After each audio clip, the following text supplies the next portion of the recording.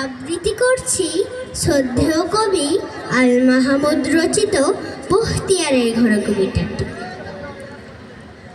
মাঝে মাঝে হৃদয় যুদ্ধের জন্য হাহাকার করে ওঠে, মনে হয় রক্তই ফয়সালা। বারদি বিচারক আর স্বপ্নের ভেতর আমি জেহাদ জেহাদ জেহাদ বলে জেগে উঠি।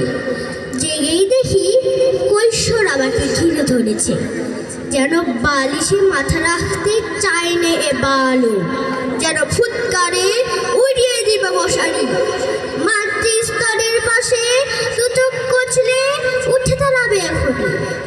বাইরে তার ঘোড়া অস্থির, বাতাসে কেশর কাঁপছে, আর সময় গতির ওপর লাফিয়ে উঠেছে সে।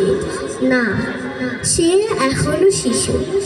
মা তাকে ছেলে বুলানো ছড়া শোনায়, বলে বালিশে মাথা রাখো তো বেটা, শোনো বখতিয়ারের ঘোড়া আসছে, আসছে আমাদের 17 সোয়ারি, হাতে টানা তলোয়ার।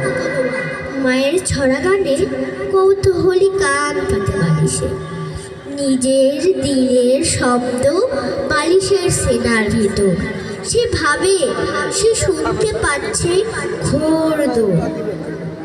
বলে, কে মা বখতিয়ার? আমি বখতিয়ারের ঘোড়া দেখবো।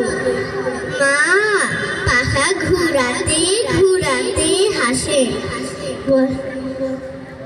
আল্লাহর সেফাই তিনি, দুঃখীদের রাজা।